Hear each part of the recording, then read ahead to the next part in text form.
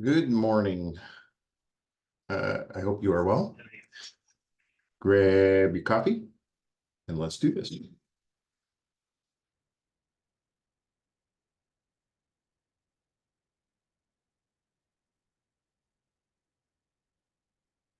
Sharing my screen. And here we go.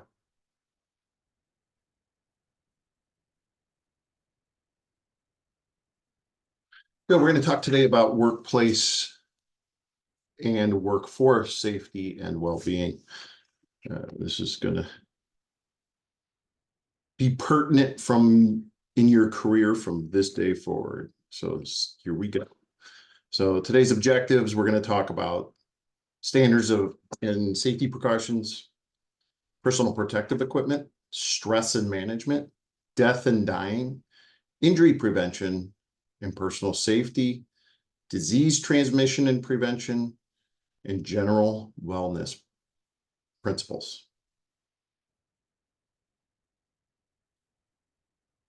So we really need to grasp this, because in longevity of this job, we work a very stressful job at times, but we also have a lot of downtime. We work a job that goes from 0 to 60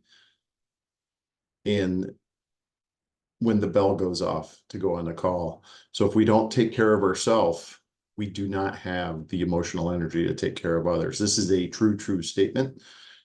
So hear it, live it, and don't neglect yourself, because you are number one priority.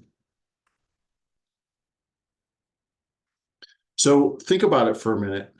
What does wellness mean to you?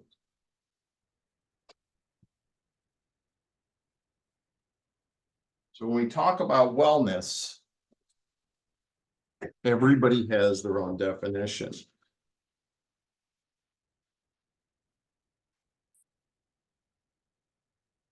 So when we talk about how we have to achieve wellness, these are just a very small aspect of it. So wellness could be the social aspect of it, the physical aspect of it, the emotional aspect of it, the environmental, spiritual, intellectual, and life's purpose. Every one of these means something different to everybody that's watching this. State of complete mental, physical, and social well-being.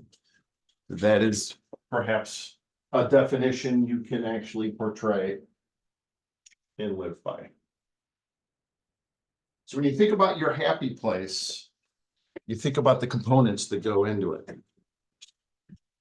Protection from disease and hazards, nutrition, exercise, adequate sleep, free from tobacco, alcohol, and drugs, and relaxation.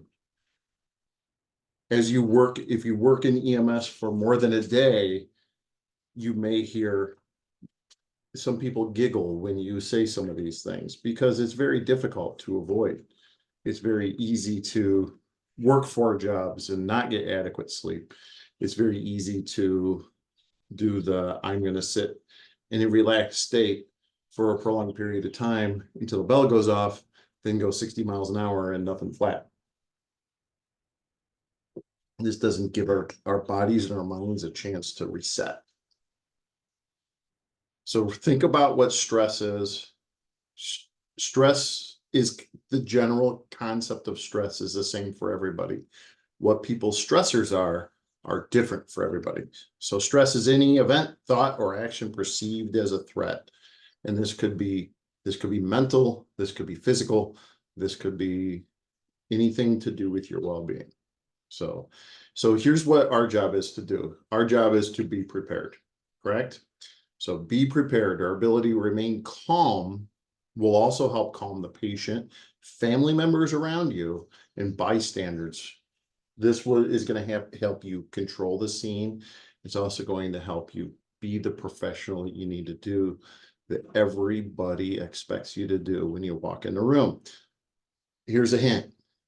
Our patients and our family members that call 911 do not care what kind of day we're having. They expect us to arrive on scene, be professional, and be the problem solver in a calm, controlling way that you can, by providing good customer service while you do it. It's an art form. It's an art form. So we need to be able to anticipate the needs of our patients and also our crew and the public. We need to be able to control the scene. And then when it's all over and done with, after we've done all that, we still have to take care of that patient. So again, they do not care that we're having a bad day. We need to be prepared to handle those things. So what is stress? Let's talk about the types of stress. You have eustress and distress. When you talk about eustress and distress, think about what is the good stresses and what are the bad stresses. Good stresses is the eustress, so it's positive, energizing, short term. It improves your performance, and it falls within that your ability to cope. Now, when you think about the bad stressor, distress, this feels unpleasant. This takes away our energy. It could be short term or it could be long term. This decreases our performance. This overrides our ability to cope with any situation. So it's outside that capability. So this can present with physical, mental, and emotional aspects and symptoms. I think everybody, if they've been alive more than a day, has dealt with the problem of adulting in one form or another. Some of these are distressing moments. Some you do not have control over in it, and it's outside their ability to cope. Think about what those moments have been. Also, think about what the positive things were, the eustress that we have. How are we able to handle this? All right. So we have, when we get talking down the line of distress, we talk about what is our distress. So an acute, meaning right now, this is short term, has a clear beginning and an end. Chronic is long term. It's just building and building and building, and there's no clear ending to it. All right. Thinking about what stress in the different aspects of our body and our mind, how does it affect us? So all the areas, all of this comes together. Just take a second and read through all of these symptoms that go along with it. Maybe you fall somewhere under these symptoms, and when you do, why are you doing that? What is your stressor? And if it's a stressor and it's distress, how do you cope with it? All sorts of different ways to de-stress. We have to minimize and eliminate those stressors, or we need to learn how to deal with those stressors and organize them and cope with them. Sometimes it's as easy as changing partners, changing jobs, changing careers, cut down on the amount of time you work, improve your diet, get exercise, have a hobby that has nothing to do with the lights and sirens that we come to work and spend so much time with.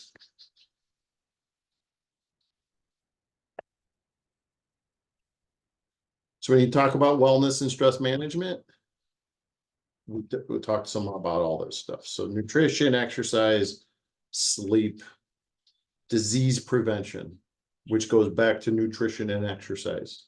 See a doctor. Balance the life's issues.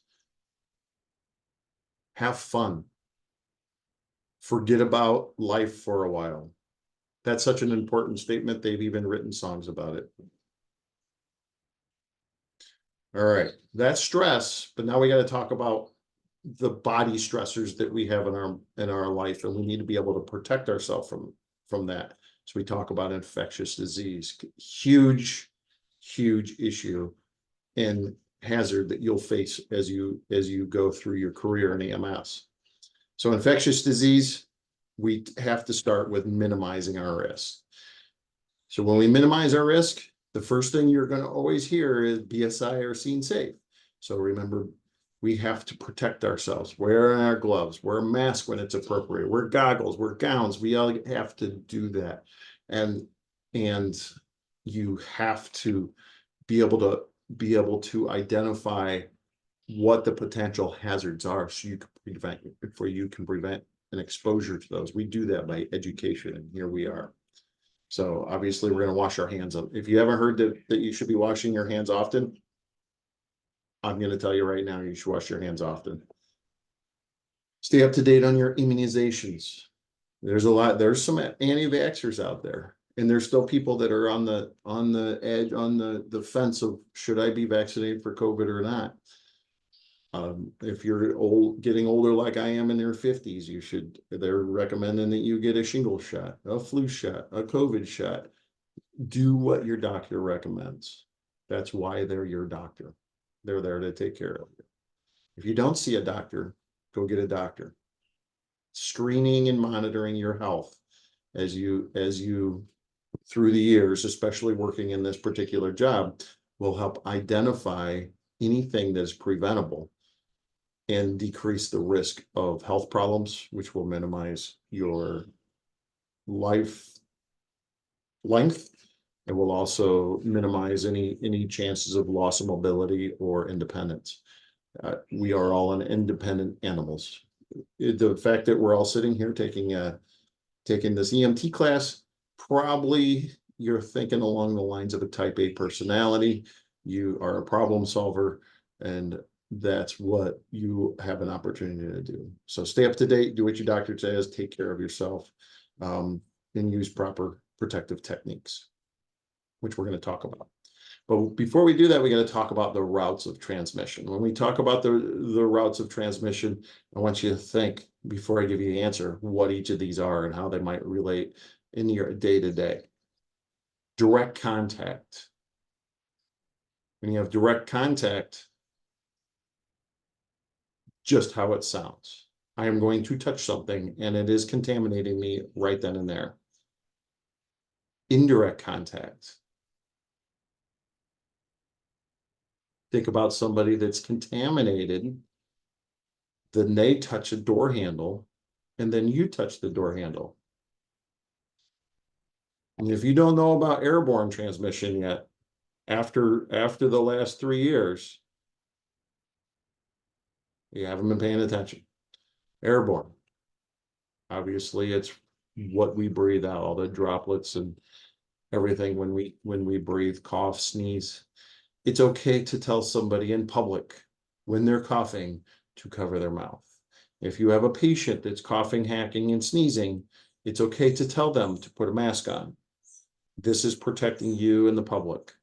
It's okay to tell them to put a mask on if they're hacking and coughing and they sound contagious. They probably are contagious. It's okay for you to put an N95 on and protect yourself. So what you are exposed to, you potentially expose to everybody around you. This includes your family and your friends and the general public. Remember, one of our jobs is to go into maybe a nursing home situation, somewhere where there's patients there that are sick and have a lot of comorbidities. When you talk comorbidities, they're that much more susceptible to getting illness. And part of what we can avoid is getting that illness from us. So protect your patients. Foodborne, just sit around for a minute. You'll hear about a recall because of an E. coli outbreak or you name it, they have it. So grow a garden. That's what I do. It's also great for my stress relief. I like working in it. It helps me forget about what I'm doing, except that right then and there. It creates, it grows, and it sure tastes good when you're done. So create a garden. What is a vector borne? Think about how a vector, if you think about through the years, and you've heard of things like malaria and that. So these things are vector borne. They come from bugs. So malaria is a classic example. It comes from mosquito. Lyme disease comes from ticks. So be aware. Bug spray is a good thing. If you're in the woods, it's okay to wear long sleeves and pants. It's a good thing. All right. So risk and reduction and preventing what we do. So we need to be aware. Okay. So when we talk about prevention, we think about the patient care areas that we're taking care of. This is not my ambulance. However, this is a very common ambulance that's out there. After a very critical call, the ambulance, when they're done, may look like this. You have gloves on the floor. You have perhaps blood on the stretcher, and what you can't see is other contaminants. This is a real life situation. So think about the contaminants that you can indirectly be exposed to in this scene. So we have to clean it. We have to keep clean after ourselves. So there's going to be soil equipment, environmental controls. So in the back of the ambulances is air conditioning units. Some have ionizers. And then we launder linens and textiles, that kind of stuff. So most firehouses, actually most agencies, I do believe actually all agencies have to have the ability to launder. This is laundering soiled and contaminated linens, uniforms, anything else that gets soiled. The best rule of thumb is if it's soiled on a call, leave it at the hospital, let them launder it. However, if you still wear a uniform, if your agency doesn't have separate laundry for towels and sheets and uniforms, maybe a discussion you should have, because you should have a good set of washers and dryers that are specifically for uniforms. So, and if you're anybody that you know is in the habit of doing their personal laundry and their family's personal laundry at an EMS agency, think about what's exposed in those washers and dryers. And then you're going to potentially put your family's clothes in there and have another exposure. So just think about that. So needles and sharps, be aware. They will stick you. And if they're contaminated, the next thing you know, you are directly contaminated. Blood and body fluid contaminated items, they get cleaned, they get wiped down. Just because you can't see it doesn't mean it's not there. So I don't know if you've ever heard this. You should wash your hands because it is the most single effective way to prevent infection. All right. So let's talk when we talk about BSI. BSI, we talk about body substance isolation. If that person looks familiar, that's because it's me. One of my hobbies that I do also for stress is take pictures. This was a very emotional time during COVID. This is the beginning of COVID and nobody really knew what COVID was. And it was a scary, scary time. So this really drove home this picture I took really drove home the point of kind of emotionally where my mind was with COVID. It was a very dark time. But thinking about how you're going to protect yourself. So what equipment do we wear? We have gowns, eye protection, face shields, respiratory masks and barrier devices. We're going to talk about these. Gloves. Every single patient contact you have, you should be wearing gloves. As a matter of fact, from this point forward, when you're doing labs with patient care labs in this class, you should be wearing gloves. And if you happen to not be in my class right now, whatever class you're doing, get in the habit of wearing them during your labs, because when it comes time to be tested with your practical examinations, just put gloves on. It takes care of that PPE that you're required to wear, but you still need to verbalize it. All right, then gowns. Gowns are there for protects about from extensive blood splatter, but not just necessarily blood splatter. Think about vomit. Think about somebody's coughing and hacking and bringing up lung cookies. All those things. Oh, so if you ever have seen a patient with a trach where they have a breathing hole that's put into their trachea, those are very susceptible to infection. And if they have pneumonia or increased mucus production from their lungs, comes out there, and it comes out projectively. It will stick to the ceiling, so protect yourself. Because remember, you don't cover it, it's going home with you. So obviously gowns are not practical in all situations. However, when you do need them, wear them. And if you don't think they're practical to wear in all situations, think about the situation and can you make it practical? So there's a way around everything. So if you have spent 2 seconds with me, I am very much about the imagination station. If every challenge has a solution to it, we have to just be the ones to be able to figure out what that solution is. So protect yourself. Eye protections and face shields. I am a huge fan of the face shield of the grinder nature, because you could put a hairnet on, you could put the face shield on top of that. You can wear it up when you're not directly in your patient's face, and you can put it down when you are in their face. This was a common piece of my attire during COVID. So the blood splatter, again, this goes back to vomit. This all goes back to lung cookies. This goes back to whatever's wet and it's not yours, because you shouldn't touch those things. All right, then we talk about the whole gallop here. So we're talking about the face shield, but let's talk about the respiratory protection. So in this, you'll see that the respiratory protection I'm wearing is a respirator mask, and we have N95 masks on each side, the filters, and then obviously the whole get up. Yeah, we were taking care of active COVID patient at this time, and it seemed like a good time for a selfie, and then clean my phone. So, all right. So standard fluid surgical mask. This is you'll see CDC recommendations that these things are actually still recommended at times. You'll see hospital notifications that they'll start having a spike in flu and COVID. Then they'll mandate mask use. So, because it's easier to mandate mask use than to figure out if you've been vaccinated. And if you've been vaccinated, they got to figure out if you've been correctly vaccinated, depending on what strain is out for the year. Then you have a respirator mask.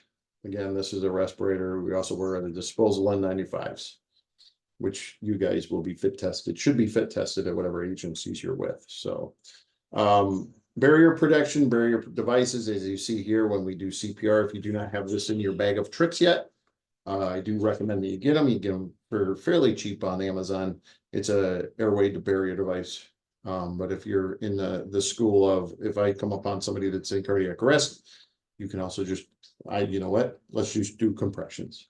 But have that in your bag of tricks, so you do not have to do mouth to mouth directly. I know people that have done mouth to mouth directly, and guess what ended up in their mouth? The patient's vomit. So don't let that happen. Ugh. Think of the contaminants that's happening there. So, I don't know if you heard this, but yes, wear gloves. Any possibility of being exposed to blood or fluid, if you are taking care of patients, you have no idea what sort of contaminant is on that patient. So be very careful. Wear them with every single patient contact you have. What I do, I stand at the back of the ambulance, doesn't matter how critical it is. I put gloves in my pocket, and I put a pair of gloves on, then I grab my equipment and my stretcher, and we go inside, and I don't have to worry about putting them on. If if you're doing a critical call where you have to change your gloves a lot, put a pair of gloves on, put an extra pair of gloves on over the top of it. If you're wearing the whole gown and everything, the process is put a pair of gloves on, put your gown on, put another pair of gloves on, put your N95 on, put your hairnet on, put your face protection on, you'll be golden. So, and then removing. You do not want to touch your skin to the contaminated part of a glove or gown or whatever you're taking off. So during when they had they thought was going to be a epidemic level exposure in the United States with Ebola, the exposures that actually happened, and I do believe it was in Texas, and it was by nurses in the hospital, and they tracked the exposure of how it occurred to how they took their gowns off. They were barehanded, they took the gowns off, they were exposed. It's Ebola.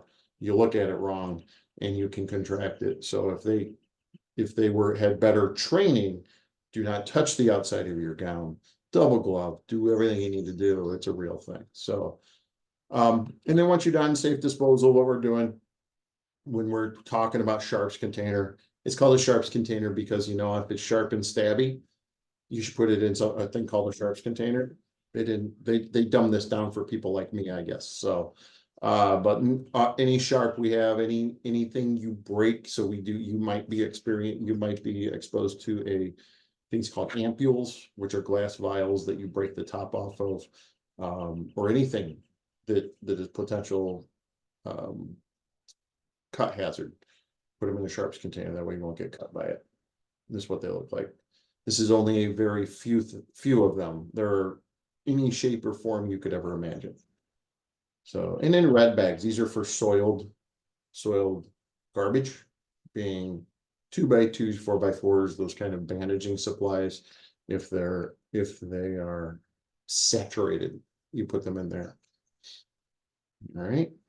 And then you guys will be in your curriculum as a BLS provider, you will be giving epinephrine intramuscular for anaphylaxis. So be aware, do not recap needles. That if you recap it and you're on track and you're a little off, you can take that needle, put it right through the cap and into your finger. So don't let that happen. So don't recap. All right, infection control. Think about, again, after a call. I am big on cleaning up as I go, so we avoid these things. But sometimes there's always that call that you are so far behind the 8 ball that you start just dropping things on the floor to move on to the next thing. It's better to take contaminated items and put them on the floor opposed to on the places where we sit and work. So contaminated items on the floor. So if you look up on the workbench over here, dirty, don't do that. Over here, who knows what's dirty, but just be careful. It's organized, being organized and clean is significantly easier area to work in. So what happens suddenly if we are exposed? If you're splashed in the eyes, you're going to rinse the eyes, you're going to flush them. So and then ensuring that your patient's being taken care of. You're going to clean the area with warm soapy water if it's a cut. If it's, like I say, if you get splashed in the eyes, make sure you're flushing well. And the safety officer. So if you guys are exposed on a call, the agency you are with, contact their infection control officer to let them know. And then also let the class that you are attending know that has also happened. So the appropriate paperwork and coverage will be there for you. So complete the exposure report that's required, and then seek medical treatment if you need to. I do always suggest, if you have a finger stick or any other exposure, seek medical attention. Try to do it at the hospital that you've taken that patient to, because they have that patient care record that perhaps this information is in, so they can put 2 and 2 together being you and the patient's lists and seeing, okay, what's the exposure here? What is serious? What is not serious? So yeah, so seek medical attention. You can go to your doctor, you go to a well now, but the best place to do it is at that hospital. So, all right. So when you think about scene safety and hazards, think hard. If you guys are in fire service, this is not a safe scene. Not a safe scene. They're crawling all over this. Maybe they've shorted up, maybe they're not, maybe who knows? Who knows what could possibly happen in there? But the guy standing, the officer standing on top is I don't know if that's the best choice. However, scene safety and hazards, be aware. All right. Scene safety always starts from the dispatch. So when your call comes into the dispatch center, they start collecting information immediately. You might know that that call is for a mental health patient, or there's a violent injury, a domestic dispute, these kind of things we don't want to go in. And the dispatch is actually obtaining a lot of this information for us. So what we don't want to happen is for us to go into those situations and then suddenly we become injured because, you know, an injured or dead rescuer is not going to help anybody. So, and this mindset continues all the way through to the end of the call. Keep in mind, we might be there for the 92-year-old woman that fell, and she's very nice and her family's very nice. However, you come out of her house and her neighbors are not so nice. There's a rabid dog. There's a gunfight going on in the front yard. You don't know. So always be aware, be street smart, recognize the signs. So hazards on the scene, we have the hazardous materials, and each of the vehicles you're in will have this book. I do actually recommend that you upload the apps. They have a Droid, they have the Apple app. You can, on the iPhone, you can upload this right to your phone and collect information. So what hazardous material allows you the ability to identify this from a distance by identifying the placard on a vehicle. And then stay out until you hear it's safe to enter. All right. And think about the hazards that are on scene. Make sure they're trained professionals that are dealing with this. I am not going to mess with down wires.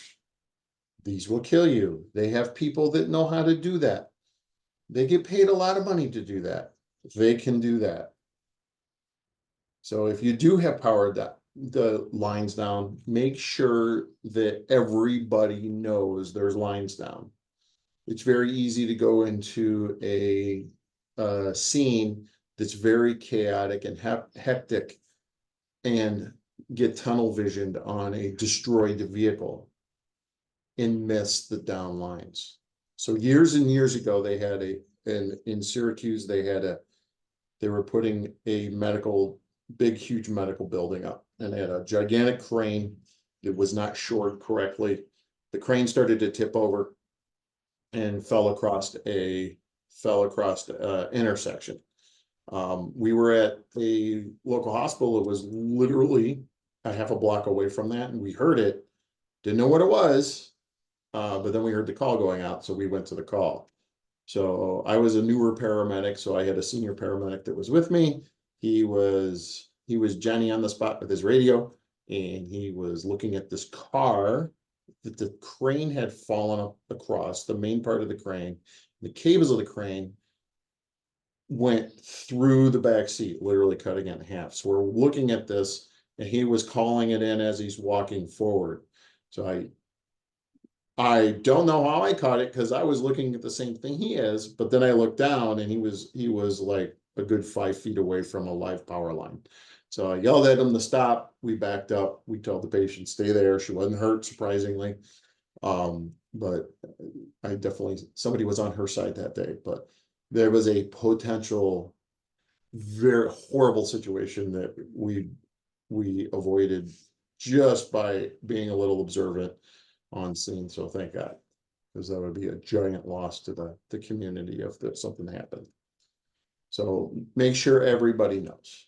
And then call the power company. This usually falls under the fire chief is on scene, they'll do that. However, if you're there and you see live power lines down, you need to make notification right then and there because they need to get out there, especially if there's patient care involved, because we can't get to anybody with live power going.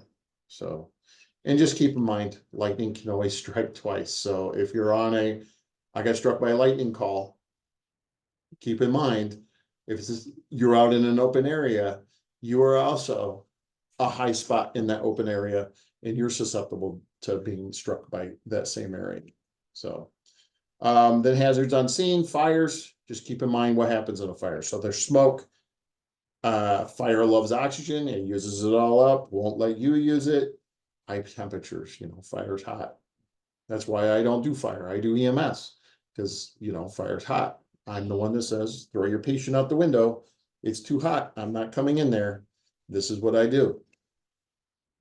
And then the toxic gases that are in there. It's so much more than wood that's in there. Synthetics, there's chemicals, the list goes on, but this is the stuff that literally will look at you 1 second and you'll be laying dead the next. So be aware.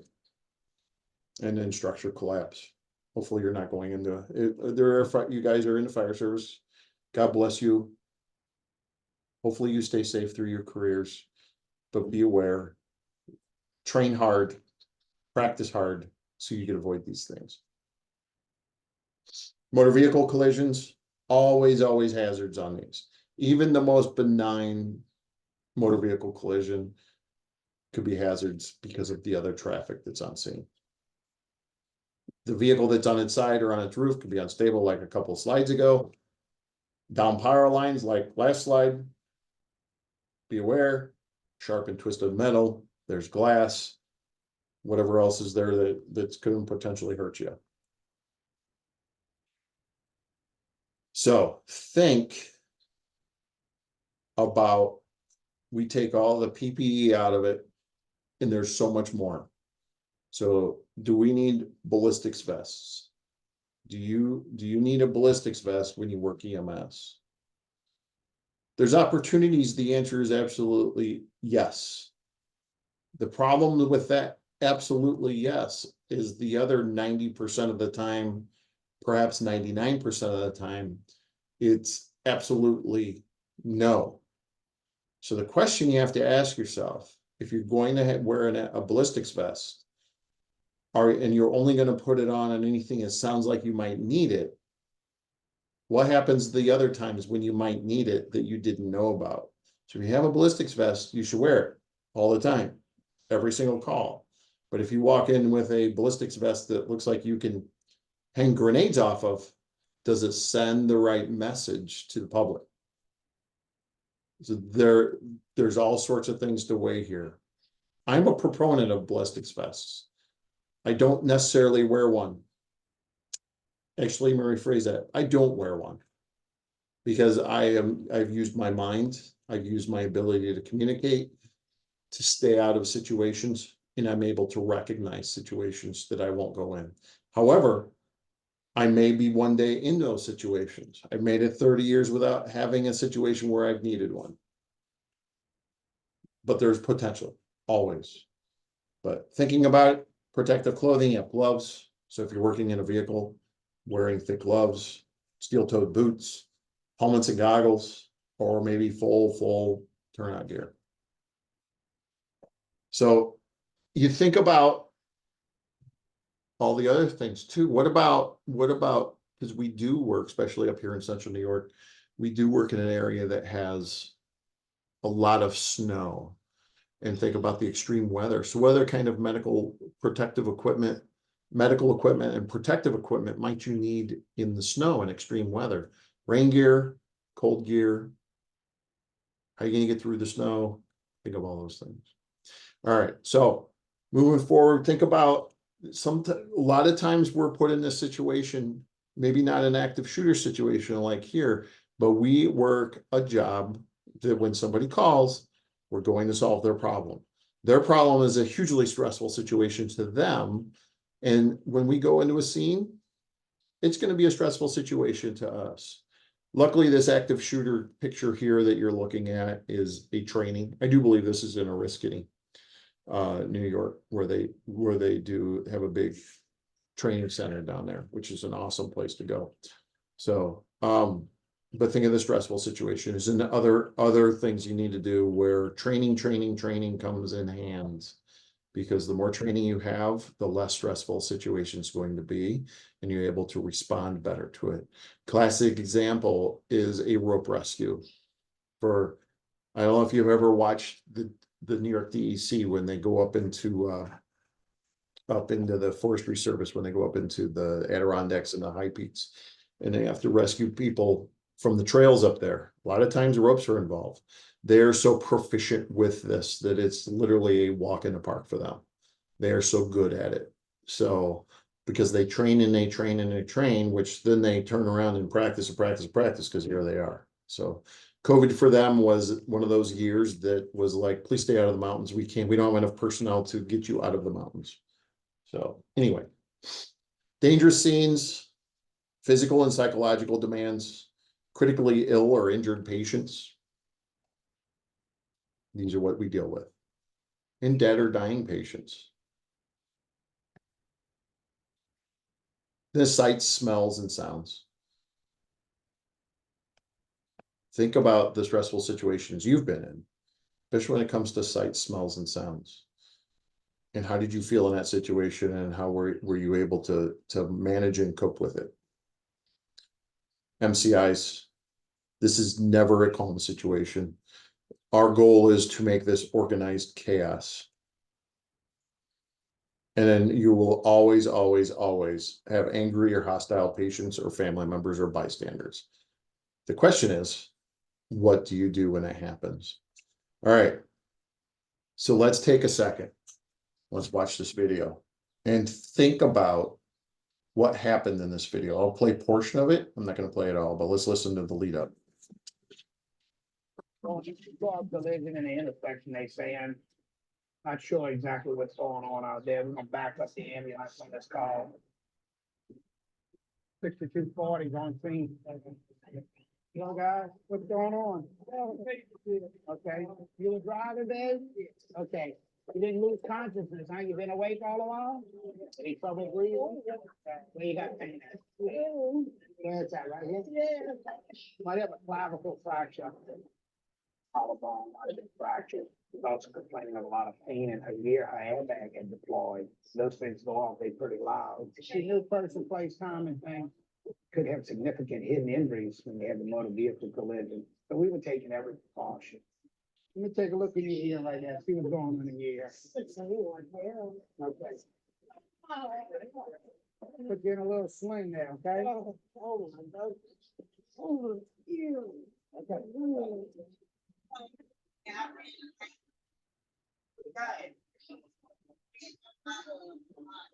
When we started outpatient care, and all of a sudden a male stepped in the side door of the ambulance and identified himself as her son. Yeah, yeah. It's okay. All right. All right, hey, look, try not to get our blood pressure up, okay? Get out there. Get up. EPD. All of a sudden, this guy, the patient's son, just lost it. Get out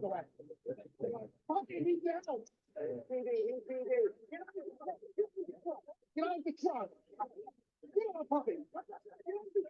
Someone hit their emergency button. Immediate response is dear. Are my coworkers okay? Is my family okay? Because if somebody hits that button, all hell's breaking loose. We responded to a motor vehicle collision with two elderly ladies.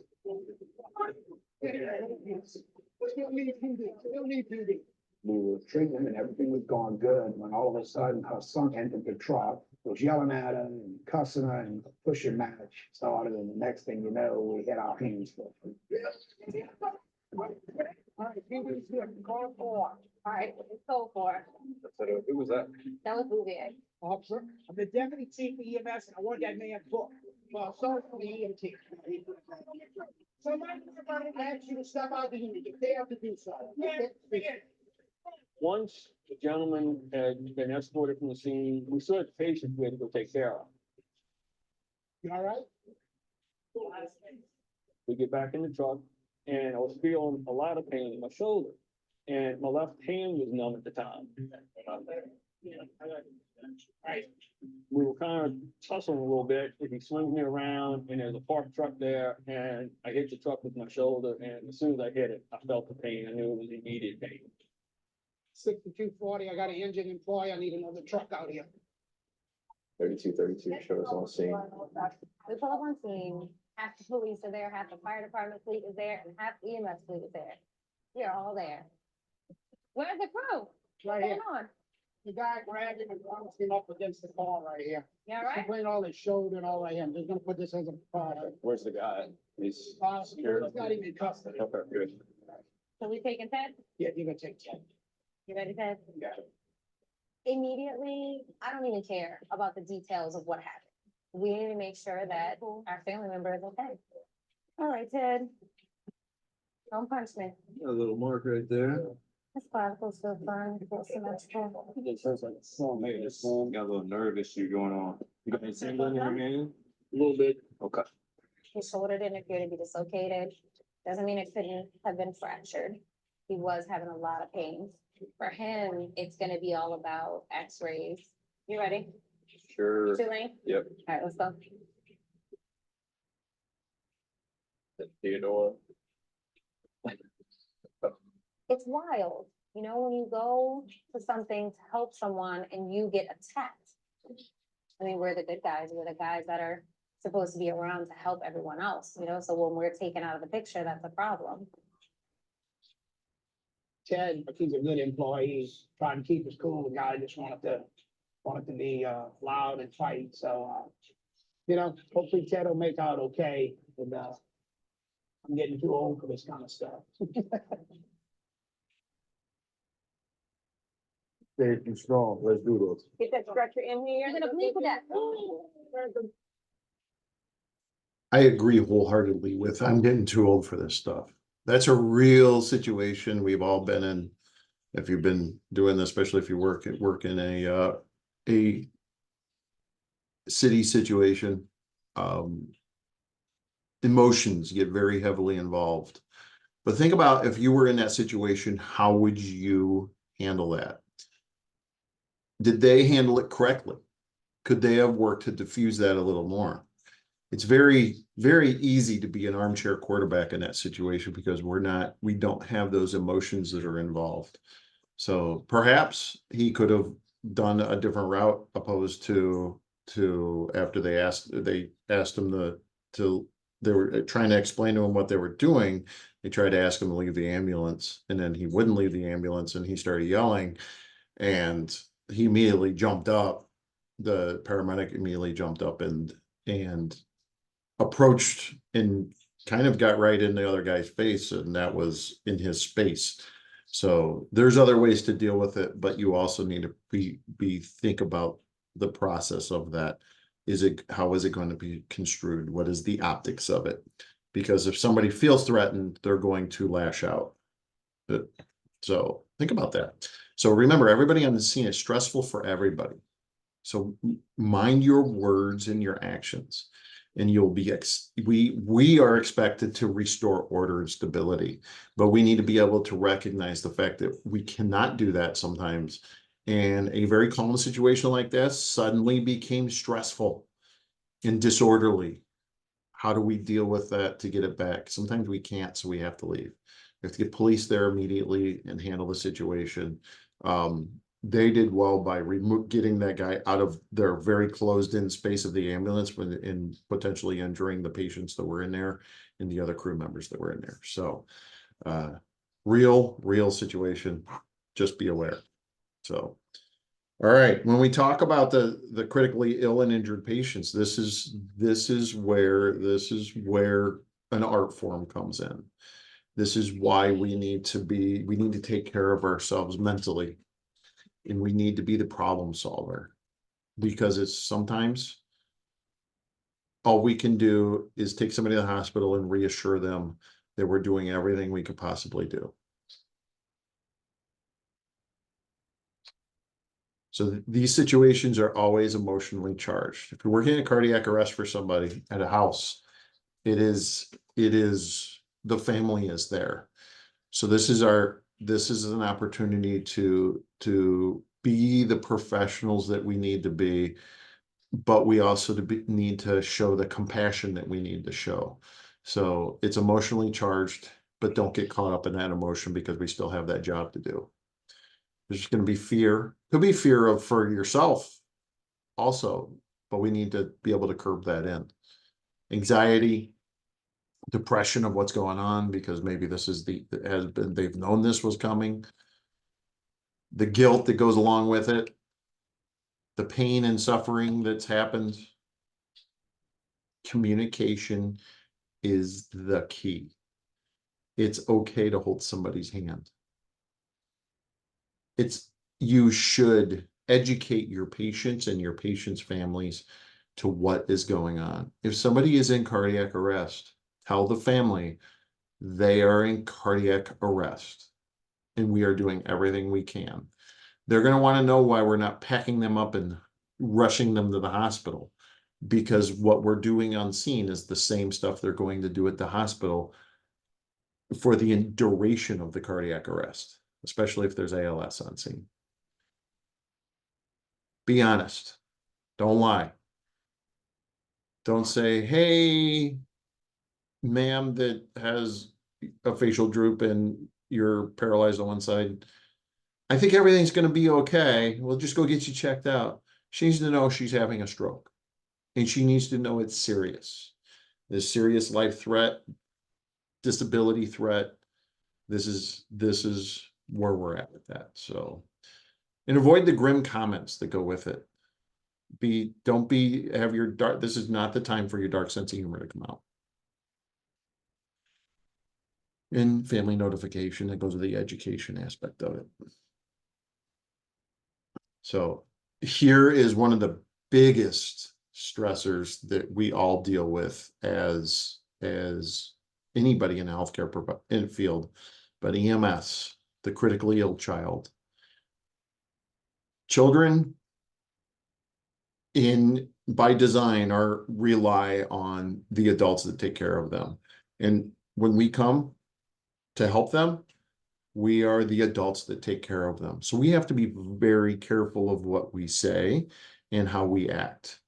We have to come in to be that problem solver, to say, we're here to solve and take care of you and bring order to a very critical, a very stressful situation.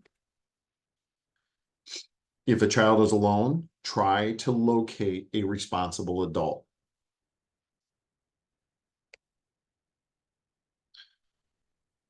But just briefly also, try to locate a responsible adult. If a child is critically ill or unconscious or having a potential life-threatening problem, and you can't find an adult that's responsible, that would be considered implied consent. We need to take that child to the hospital immediately because they're having something potentially life-threatening. And when we talk about implied consent, stay tuned. That falls under the medical legal stuff. That's an entirely another presentation we'll do. So, and in dealing with the death of a child, what do we do? How do we deal with it? How do we talk? Again, the stress of dealing with the death of a child, we have to be truthful. We have to be compassionate. We have to be able to talk to somebody, to get down on their level. And then we also need to be able to listen. So it is stressful for you. It's stressful for the crew. Lord, it's stressful for the family. So make sure in caring for a critically ill child, a lot of times the families are the caregivers. They are the pros, because a lot of these kids that are critically ill have also had particular medical problems for years, and the parents have been the caregivers for that medical problem. They are pros when it comes to it. They definitely know it. So, all right. We'll talk death and dying. Death and dying. This, our goal when we go on scene is to keep people alive, but we are also we get called to scene at the end of someone's life, or perhaps somebody that's in cardiac arrest, or perhaps if somebody was found dead and then we need to go confirm that the patient was dead. So how are we going to do it? Living is for the living. Death is for the dead. Let life be like music, and death a note unsaid. That actually, that really hit home with me. So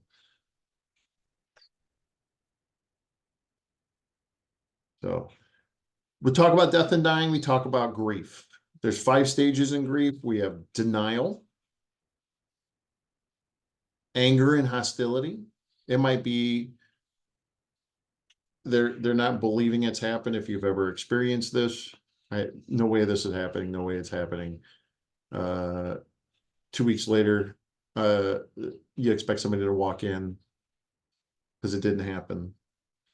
But at the time, maybe anger and hostility. This might also go on for a while. This might be anger towards the EMS crew because you're the ones that unfortunately had to tell somebody the news of their loss. Bargaining. If I do this for just one more day, can I do this for just one more day? Depression. Acceptance. Depression and acceptance kind of merge a little bit together. And at the end, the acceptance of what it's happening. So the process that happens is what has to happen in the 5 stages of grief. So with that process, in the end, hopefully somebody comes out healthy. Everybody handles grief and loss differently. We need to understand a little about it to understand what it's coming from, because very well in a couple of weeks, this family member may very well be a patient because of these problems. So what is our role as an EMT? Ask how we can help. Hold a hand. Do not stand over the family member. If they're sitting in a chair, do not stand in front of them and talk down at them. Get down to their level. If it's safe and appropriate to do so, ask how you can help. Reinforce the reality of the situation. Reinforce the reality of the situation. When you hear that, that means they need to hear, if a loved one is dead, they need to hear your loved one is dead. Not passed on, not no longer with us. They are dead. Because if you're not blunt, go back to denial, they will add that under there. That's the EMT said this. Be there. Be honest. That's a trend, as you notice, we've gone through this when we are doing a patient approach. Be honest. And then allow them to time to grieve. When you're talking to them, hold their hand, break the news to them. Continue to hold their hand and just be quiet. Just listen. You'll be able to read the cue of when it's time to say, all right, I'm going to leave. They're going to need to know, what do I do next? If somebody has a terminal illness, they usually know what's coming next because they've planned for it. However, if somebody doesn't, they haven't planned for it. That's where we have to educate them. Next step is usually, you need the police there for this, and then you explain to them that the police will be helping you from this point to make arrangements to get everything else taken care of that you need to get to. So, but they need the time to process that for a second before they delve into this.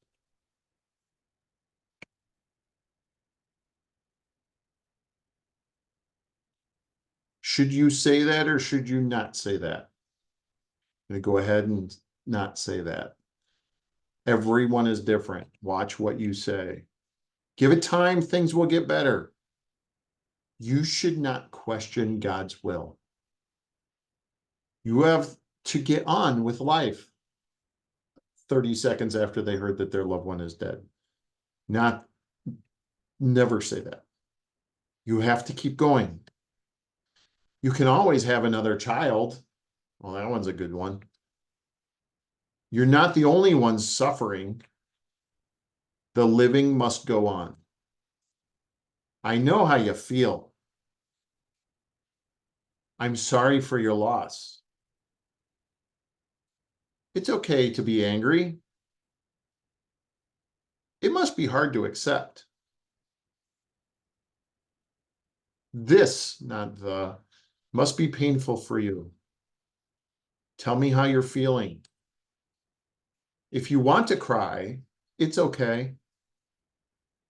So those last 6 statements, are they things you should say or you shouldn't say? You should say those. That is an easy approach into understanding. I'm very sorry for this. I'm very, very sorry. And they'll be angry. Acknowledge their anger and say it's okay to be angry. So the patients need to know you are there for them. And just listen. It's okay to just listen. We don't need to rush out and do a next call. You've got to be there for the family for a minute. All right. Violence on scene, which we talked about when we launched that video. Real scenario. We need to be aware of what's going on around us. Situations you might be in may be a result of a civil disturbance, which here we go next year, we're going back into elections. It's going to be all sorts of riots and protests again. I just want to tune out the world for a few months and then come back when it's over. So, but real deal, they have these incidents that become very volatile at a drop of a hat, and EMS may be right in the middle of it when maybe it's a hot day and they're peacefully protest is going on. EMS is called because somebody passed out from heat exhaustion. You go there to take care of them, and suddenly while you're there, all heck breaks loose, and next thing you know, you're in the middle of it. It's real. These things happen. It only takes a couple people that are hostile to turn the entire crowd hostile. That's why a lot of these peaceful groups suddenly became violent, because it only took a couple people to spin them up. Domestic disputes in the home, those are always violent situations. So we're going because he hit me. Next thing you know, you're trying to take care of her, and she's now mad at you because you have said something, or there's so many details involved in a domestic dispute. This is something that you need to recognize before you even get there, and don't go in a situation. And if you go in a situation and you're recognizing this was a domestic dispute, try to get out of that situation as quick as possible. Crime scenes, making sure we're recognizing that it is a crime scene and minimizing our impact on that crime scene. We'll talk more about that when we talk about legal. So if you're involved in a violent situation, know who is in charge. So usually there's a distinguished officer. You know who it is. Officer, senior paramedic, provider in charge. Call them a pick. However you phrase it, somebody's in charge. You need to have a plan to protect yourself from danger and protect your crew from danger. You need to call for help if you can. So, and then don't disturb the evidence. So if we're involved in a situation that becomes violent, when we're there, you need to have a plan for an out. To say, well, I'm gonna drop all my bags, I'm gonna drop all my stuff, and I'm just going to leave. Some people says, hey, let's go outside and get the pink bag. Well, we don't have a pink bag, but that's our code for my partner and I to let's drop everything right here. We'll be right back, and go out, call the police, have police go in, diffuse the situation, then we can go back in and pick up where we left off. I have been in a couple situations where a very sick, ill patient that we were trying to take care of, and suddenly family member shows up after the fact, and the situation got way out of control, and we had to leave the very sick patient and leave, get police there, and then we went back in after actually the individual was actually arrested. So very similar to what was happening in the back of the ambulance when we watched that video. So and then going in your write outs, it's going to be a real situation too. Workplace issues, please do not hesitate to use your words and let us know if you're feeling threatened in any way. But let's talk about the issues, the diversity that goes along that is involved in any workforce. EMS is a very cultural diverse service now, and it's great that we are. I'm very happy to see that, and because of that, we're very well rounded with all aspects of the world. It really helps those individuals that may not come from a cultural diverse world to understand how to act appropriately and treat the patient that is of a cultural diversity. So in Syracuse has a very large population of immigrants that have come here from several different countries, and most of the time people are very appreciative of our assistance and help to come on the scene. And it's just, we have to understand there is cultural diversity out there. We have to understand their cultures so we don't interfere in them. Maybe it's not appropriate for a male to assess a female. So it might be appropriate to have a female, another ambulance crew arrive for that reason. That's just part of what we need to understand. Real story. This is a huge problem in any emergency field. Substance abuse. Many people are very good at hiding substance abuse if they're working. Most EMS agency have a you can't drink before work for 12 hours rule or something along that lines. If that's the case, then they're very, very secretive about it. They're very high functioning. However, this leads down very bad pathways and with the drugs and alcohol to the point where they may very well be coming to work impaired. And we can't have that, but we need to recognize that, so that we recognize that, one, if we can't recognize it in ourselves, we need to recognize it for others. I guess they're saying if you see a change in behavior of your partner, we need to recognize, why is this happening? And say, well, I think there's drugs and alcohol involved. It's better to get somebody help than to let it get to a point where they don't get help but lose their job over it, or potentially have a criminal issue involved with it. So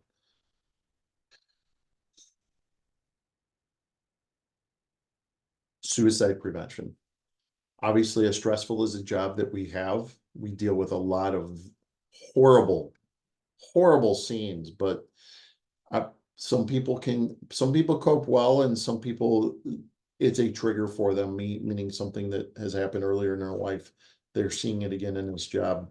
It is a real very large problem that we need to recognize as a whole. So this is 100% preventable, but the big thing is we need to speak up if we're having problems. We're very type A.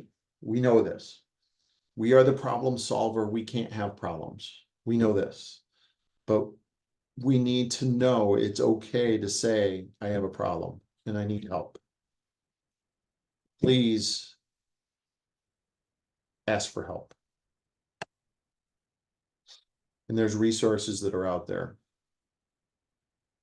If somebody is struggling, most EMS agencies do have, like, they call it an EAP, which is an employee assistance program, which it's a anonymous program that you can utilize mental health services, marriage counseling, financial counseling, all those stressors that are in your life to help you. Because the goal is to keep you healthy in your body and also in your mind. And if you're thinking suicide, that is not a healthy place to be. And we want to help you get away from that. So, and you talk about harassment, sexual harassment. There's two different kinds. There's quid pro quo, which is, it's this for that. So somebody is like, hey, if you do this favor for me, I'll do this for you, which may lead to promotion. But these things, all sorts of what are you going to give me if I do that? That's what you need to look at. That's unacceptable. Hostile, inappropriate jokes, touching, statements. And this doesn't necessarily need me to be directed at you. It could be indirectly said in your presence in a room, you heard it. If it offends you, that's wrong. Any harassment, sexual or otherwise, needs to be reported. Needs to be reported. If you don't feel comfortable reporting it where you're writing, for now, report it to your instructors. If you are working in a place, it's okay to reach out and say, this has happened, because it needs to be investigated. All right. Okay, so think about the things that we need to do that have nothing to do with EMS when it comes to hobbies. Whatever your de-stress is, one of my de-stress, which I have many, is kayaking and fishing and hiking and taking pictures. All of these things make a great mix because I can go outside and do them. Literally, I can sit on a log in the middle of the woods and just listen, because the woods is alive. The woods are alive with all sorts of noises, but that's my de-stressor. What's yours? Take care of each other. Take care of yourself. That is the end of our show. You guys have a great day.